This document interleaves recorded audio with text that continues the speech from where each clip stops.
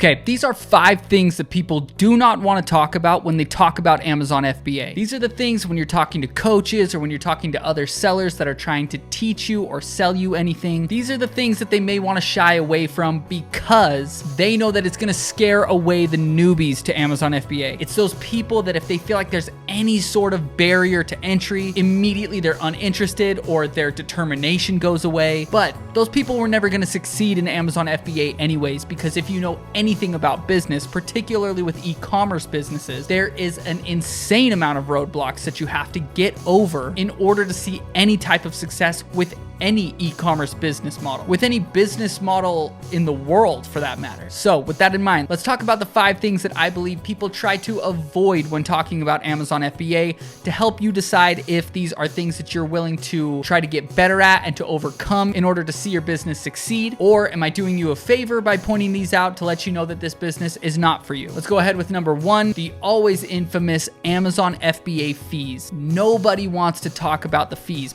but if you talk to anybody who's done Amazon FBA or any of the Amazon FBA haters, they're going to tell you that Amazon FBA fees will break your business. It's why Amazon FBA doesn't work. They'll try to tell you that they launched a product years ago and Amazon FBA fees killed their margins, made it so they weren't profitable, and they had to end up shutting their product down. The Amazon FBA graveyard is riddled with stories like this. But if you understand what the Amazon FBA fees actually are and what they're going to take, you can account for that within your profit margins. And let me show you why that may be the best idea for your business. But first, let's talk about these Amazon FBA fees. First, we've got the Amazon FBA fulfillment fee. This is a per unit fee charged to fulfill items to the buyers for purchases on Amazon. This fee depends on the item's category, size, weight, everything like that. So it's important to understand the market that you get into, the size of your product, which category it's in, and be able to really dig into the analytics as to how you can make it profitable, where your price point needs to be, how much you're able to spend on marketing in that market, how much you're able to spend on PPC ads in that market, and strategies in order to squeeze the most profit out of your product. Next is the monthly inventory storage fee. Amazon charges these fees for the amount of space that your inventory takes up in their warehouses month over month. Storage fees are based on daily average volume, measured in cubic feet of the product when it's in its packaging. Next, there are long-term storage fees. Hopefully you don't ever have to deal with this, but for products that have been in an Amazon fulfillment center for over 365 days, typically you will get charged this long-term storage fee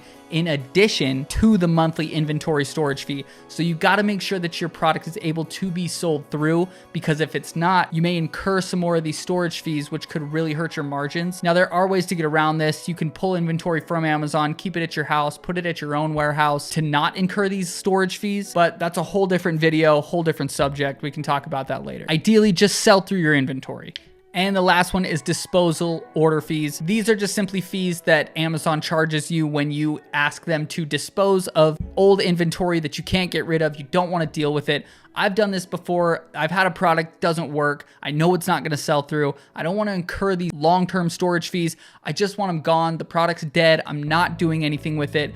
I want Amazon to take care of it, so I pay them to dispose of those items, to liquidate them. And there's a couple different options as far as like disposing, return to sender, liquidations, things that you can do with your products. But just know for disposal and things like that, there are fees attached to that if you need that. But for the most part, all you really got to worry about is those fulfillment fees. All right, enough about Amazon fees. Let's move on to number 2. And that is, in my opinion, as big as the craze is right now, AI is not going to save you. I know there's this huge uproar of like all the things that AI can do, particularly in e-commerce businesses and making money online. But I'm here to tell you, I've looked into a lot of it and I've tried so many different tools and I've watched so many different AI videos. You've seen all the thumbnails. AI has changed my business. I don't do anything anymore because of AI. AI basically runs my business for me. In my personal opinion, we're not there yet. Artificial intelligence is not going to run a profitable business for you. Just think about it. If you honestly think that that's the case, then you were not meant to be an entrepreneur. There's always going to be a humanistic aspect that needs to run a business, particularly a brand.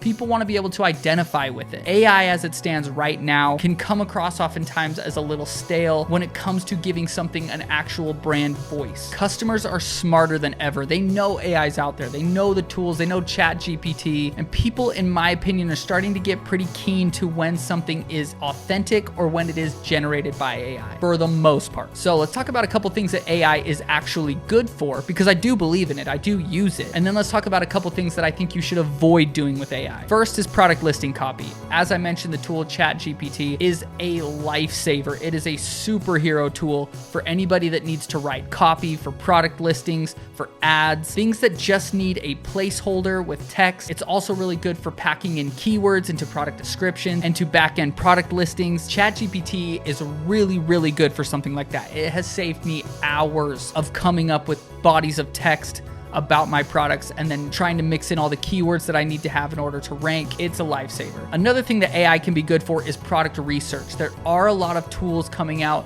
that utilize AI, looking into algorithms, finding ways to find profitable niches on Amazon. If you're not looking to brand a specific product and you are the type that goes out and launches multiple products at once, there's a lot of great AI tools that you can use in order to find these profitable products. If you're interested in hearing more about the tools that I use for product research, leave a comment down below and I can make a video regarding that. But finally, the last way I think that is ideal to use AI for is just simply if you need an idea and you're stuck. There's many AI prompts within ChatGPT and tools like that that can really just get your brain going again if you feel like you've hit writer's block or brand block or whatever. Can't think of a good name for your brand.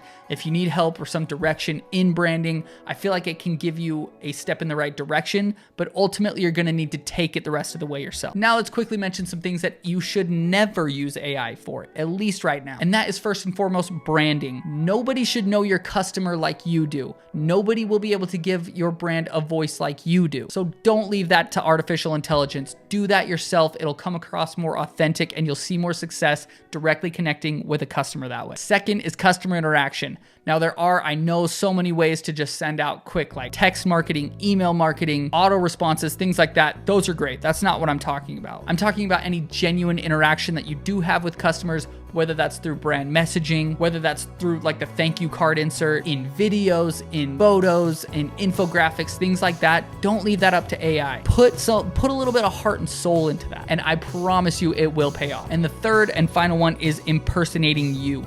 AI cannot impersonate who you are, the amount of effort and heart that you put into branding, into the company, into the ideas that you have in your brain. AI cannot outsmart you with that yet. And there's no way it's gonna be more authentic and genuine than you are. So just think about that. The third thing that I think that people are avoiding talking about a little bit, I feel like it's starting to come a little bit more on the horizon, is the importance of branding. I have been preaching this since I started my YouTube channel. Branding is going to be the next wave of Amazon FBA. You will see the most success, in my opinion, by putting effort into branding your products. These one-off products, cheap products that you're just trying to launch and make profitable, it's not going to be as successful as you think it is. And even the ones that are so few and far between, where I believe if you just spent that time and effort creating a decent brand around something, it doesn't need to be crazy. You don't need to be the next Gymshark or fully brand out, put it on all socials, make an e-commerce store, make a Shopify store, do all those things. That's not what I'm talking about. I'm talking about having an aesthetic, having a brand message, making it so that when people see your product or they see your listing, there's just something about it that tells them that that is your brand. That's the same brand. So when they see another product under your brand, they know that that's you and it's something that they can trust. Amazon is competitive. Newsflash, if anybody didn't know, it's competitive and it's not easy. It was never meant to be easy. You're not going to see success if you think it is easy, but if you really put forth effort in branding your products, there's so much value that comes from that. It's actually insane. Number 4 is don't let the scare tactics keep you away from trying something. I don't care what you're doing. For example, in my position, I do private label Amazon FBA.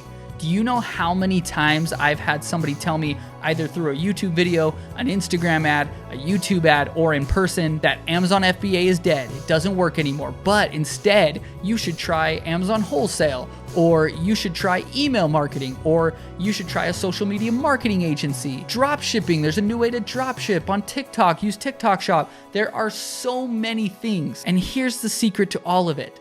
None of them are dead. They're still working today. The ways in which you operate in those businesses have changed, but as long as you can put both feet in, take the time and effort to learn that business, learn what has changed, learn where it's going, try to stay ahead of the curve, put your best effort into it, you can see success in any one of those. So don't have shiny object syndrome. Don't follow the next thing that everybody tells you to do.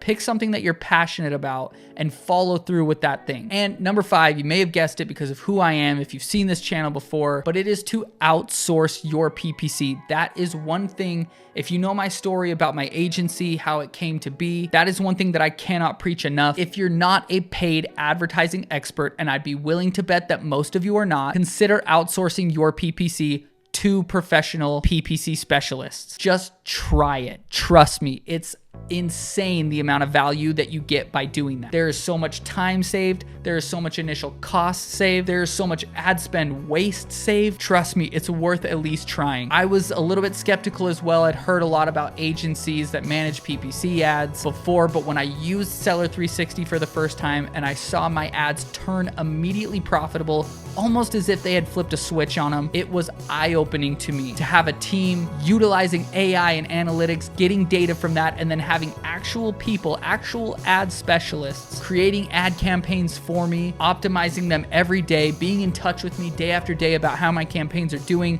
and just watching the ROAS go up and up and up and my ACoS go down and down and down. It honestly bugs me when people haven't at least tried a PPC agency before. It's why I'm a partner in Seller 360 now. It's why I fully believe in it, is because I want to be able to bring that to you guys. I want to be able to share with people my passion and my belief in using an ad agency like Seller 360 to just fully automate your PPC for you. It's completely done for you. You don't need to worry about it, but I promise, I fully believe that you will see results. Anyways, guys, I'll leave the link to my agency down below if you're interested in trying it out. We go month to month, so you don't have to worry about any long-term contracts or anything like that. We've got pricing plans that fit everybody, and I promise you, you're going to get a genuine person that cares about your brand, cares about your ad campaigns, and wants you to succeed. But that's it. That's my 5 things that I don't believe people are talking about Amazon FBA enough. I hope this video has helped you either prepare for some of the hurdles that you'll see if you start an Amazon FBA business, or helped you decide to just stand up and get out of the business in general and not waste your time with it, because there are things that you are going to face. And if you don't want to, no hard feelings, just saved you some time. Thank you guys for watching. Thank you for subscribing. We've reached 5,000 subscribers. Means the world to me always. Thank you for all the comments. Thank you for all the likes on the videos. I love building this community of e-commerce entrepreneurs on this channel. Please consider subscribing if you haven't already, and I will see you in the next one.